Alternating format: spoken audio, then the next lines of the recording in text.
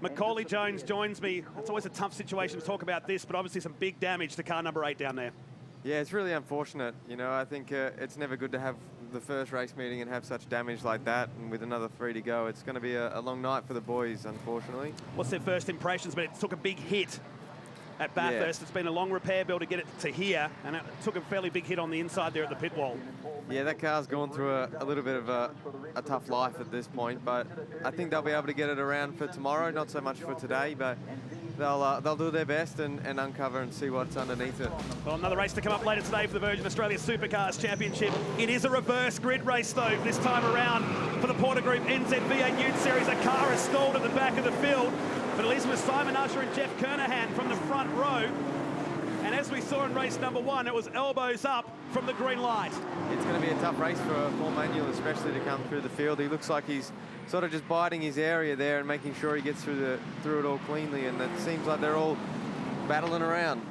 So the sun has broken through nicely. The big dark cloud that gave us a little bit of light rain in the first of our Virgin Australia Supercar races has disappeared, and already we've got some side-by-side action here with Spencer taking the lead in the core steel entry, heading down to turn number 5. Yeah, it looks like they're 3 wide here down off the back straight, so it could get pretty tight. Through they go. So keep an eye on the guys at the back like Paul Manuel, who gets punished for winning the race earlier today, but that's what spices up the action in the Porter Group NZ V8 Utes. We look out the back of Glenn Collinson's entry, the DNA custom paint entry. You cannot miss this car. Definitely a few guys blocking down into the hairpin. It's a key passing spot on the track. Here's Manuel. That's Brett Rudd, the Loscombe pallet hire man behind Pallet Supplies on the back of that car. And now Manuel had to get up on the curb. There was a lot of talk about that during race number 1. Yeah, we've seen plenty of action from that curve so far today.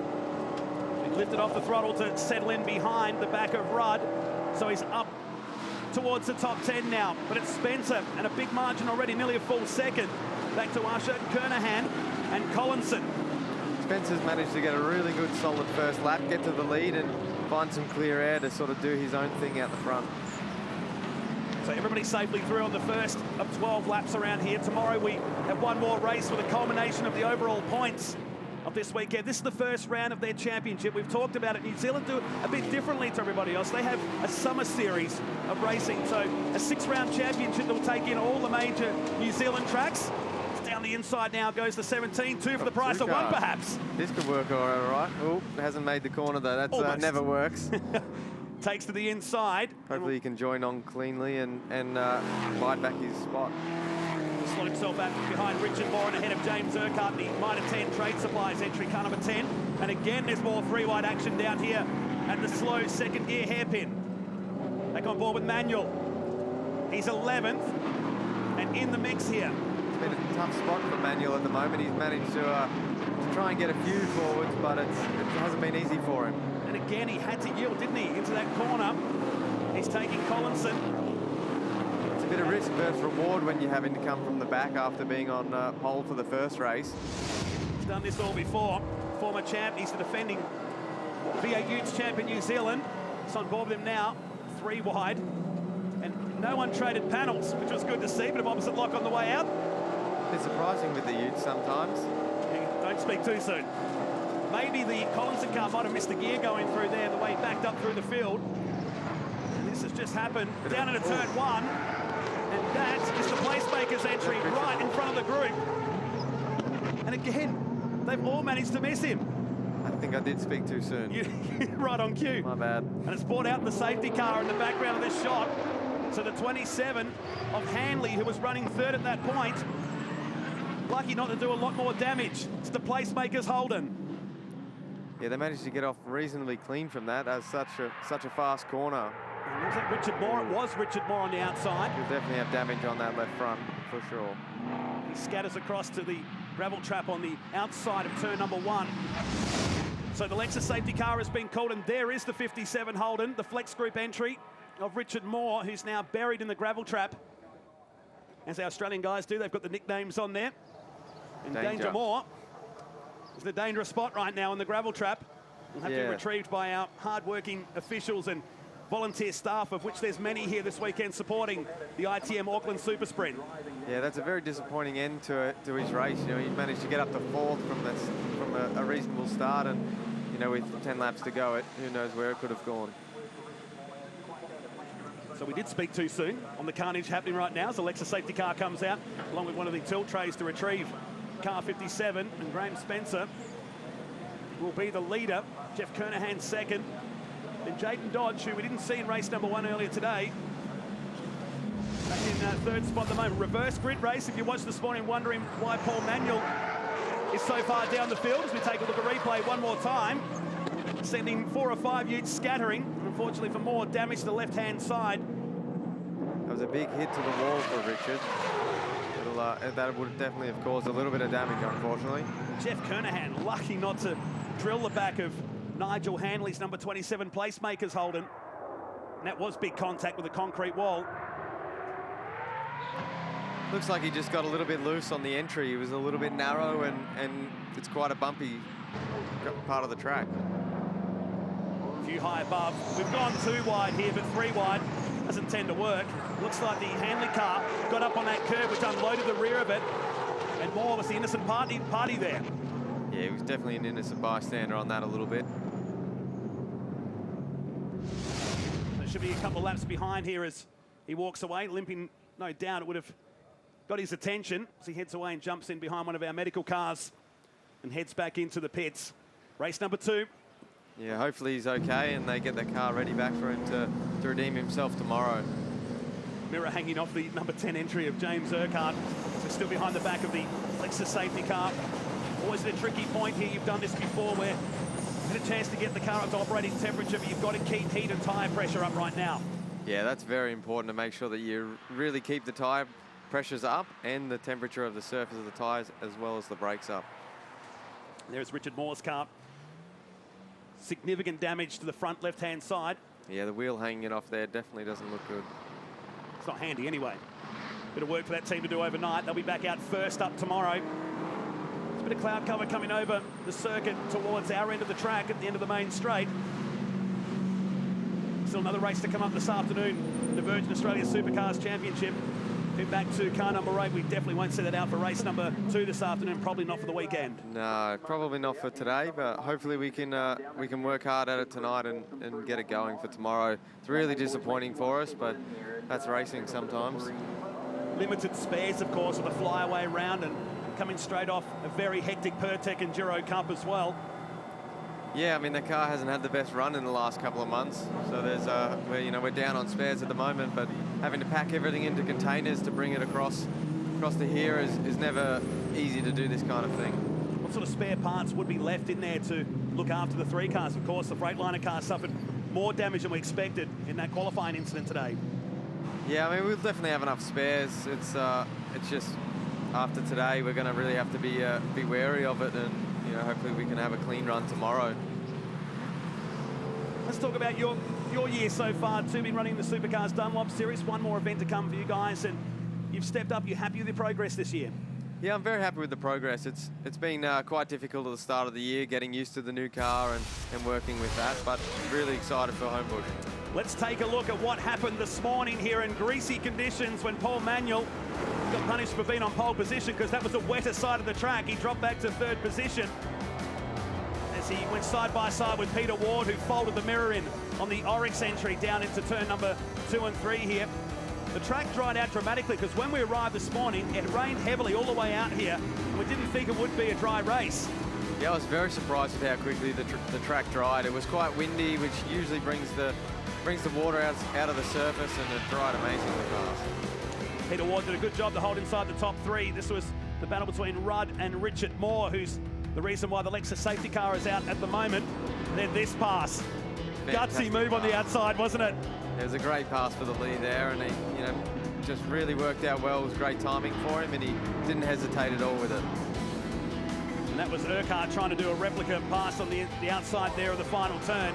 But Paul Manuel, we thought he'd disappear into the distance, but it never eventuated because Spratt stayed with him the entire race, and that was the margin, 1st, 2nd, and 3rd in the first race of the Porter Group NZV8 Ute Series. Yeah, it was a very tight finish, which was really great. So I think we'll have an interesting safety car restart here, as they're very tight bunched as it is. There's the damage to the wall, so might be a bit more attention down here. These very heavy 1.5 ton concrete blocks, of which there's many. These were the blocks that were used at the old Hamilton Street circuit that we raced at for a few seasons. Has copped a bit of punishment down there in turn number 1. They don't move too easily, so it's definitely a big hit from Moore to be able to move it that far. There might be a lot more damage to this car by the time they take it back to the pits and have a look at it. Yeah, I think those panels are sort of covering most of the internal things. So lights will go out this time by. At the halfway mark, we'll probably head to a time certain finish. It's Jeff Spencer aboard car number 22 from Jeff Kernahan, who had a timing issue with the number 21 car. Jaden Dodge is third, then Brett Rudd, Simon Usher, who started from pole position. James Urquhart is sixth, and Paul Manuel from the back of the field is now inside the top 10. We'll keep an eye on him, the Oryx-sponsored number 1, former New Zealand touring car champion back in 2000. Quite a lot of guys are trying to warm up their tyres here, really trying to keep the heat into them as they've cooled down quite significantly, and it'll play a big part on this restart. With 7 laps to go, it's going to be on for young and old. So the Lexus safety car speeds away from the field, leave it in the hands of Jeff Spencer here. The man from Palmerston North, started in karts far back as 2003. Spencer did a great job at the start of this race getting to the lead, and he managed to get a bit of a gap before the safety car. He'd be kicking himself about that, but he just needs to keep his head straight and try and do it again. So from this point onwards, they'll come past that flag point and bring it around to the restart at the end of lap number 6. Watch for the man in the orange Oryx entry halfway through the field. Will we see a surprise winner in race number 2? Ginger build up to the restart. Just waiting for the green flag to go. Look at Kernahan. He is glued to the back of the number 22 core steel entry. As they come around and drop down the long hill. And the restart of race number 2 of the Porter Group NZV8 Utes is underway. We've got Dodge looking down the inside of Kernahan. Oh, it's getting tight there with a bit of contact. And it's still on. He hasn't given up. He's pushed right onto the grass. And Kernahan will hold on to the position, only just. Yeah, fighting very hard there to keep second place there. Pushed him as far up the track as he could on the run through turn number 1, but it's Spencer, Kernahan and Jaden Dodge. This is good for Spencer. He's just managing to get more and more of a gap as these guys are starting to battle and block. Watch Brett Rudd. He had a whole lot of speed, but nowhere to go. He's trying to split these two up. As Dodge is going around for an outside move. It gets tight, though. Is it enough? No, it's not. Oh, a bit more contact. And watch Rudd. He's not going to be able to do nothing there, but it's brought the whole field together. Yeah, Rudd lost a lot of momentum when that happened. It just didn't quite work out for him. Down to the tight second gear hairpin and the exit now, which brings us towards the main straight. So looking from Paul Manuel here at the restart. That's James Urquhart ahead. He's giving a bit of a gap to try and play his cards right and get on the throttle at the optimum times to get good momentum. Oh, and he got stacked up. He's in fact given the Mitre 10 entry a rub. And of course he couldn't pass till he got to the line anyway, so that's cost him bulk time. On the restart, it's on again down here at turn number 1. It's another replay, really. I thought it was for a moment. It was a carbon copy. Ooh. And this time, Jaden Dodge goes to the inside and will come back out in front of the group here, including Paul Manuel, who we're right on board with. And Rudd's managed to get it just in front of him there, with Manuel as well going past. That had been brewing since the restart, and you can see the damage to car number 1 now. That was from the restart, when he couldn't get past the Mitre 10 car. Definitely got some front damage there, as well as the bonnet hitting up a little bit, which never helps, but... Peter Ward also in the mix as well. There's the 41. Sweeping out of the turn 6-7 region. Matt Spratt is. We head up towards the hairpin. Brett Rudd, the yellow and black Loscombe Pallet Supplies entry. Car 99. Do dig the livery of that entry. Manuel will be looking to get past these guys as quickly as he can to try and get a bit more time to run down Spencer. Oh, yeah. Here's Rudd doing his best Paul Manuel here. Paul Manuel's going, hey, dude, that's my trick. What are you doing to me? Stealing his move. This time, he'll get past the Kernahan entry, the Kernahan Contractors Limited entry. KCL down the side of the Ford Falcon, and now Manuel is challenging for the second spot. Ward is right on the back of Dodge there as well. He's looking to make a move. He's sort of trying to find a way to get past and wait for a hole to be able to dive down into it. While this continues, Jeff Spencer, check this replay out. Both cars on the absolute limit. You can really see how that bump affects the cars as well. It really is difficult to play with that. It's the run from Manuel's perspective into turn number 1, and watch Jaden Dodge's car further up. He'll head to the grass on the inside. Nowhere to go. He's carrying too much heat, wasn't he? Yeah, just a little bit too much heat, and just managed to get into the marbles out wide there. Replays everywhere. The highlights are going to be impressive for this race. And this is Ward. Exit stage left, and I think that might have been Urquhart. Lucky not to run into the tyre walls. Well done for Peter Ward there. Very hard. He was a little bit out of control there. It's a tough braking zone, and as soon as you lock a brake, you're not pulling up the car at all. It's 2.2 seconds first to second. Another replay.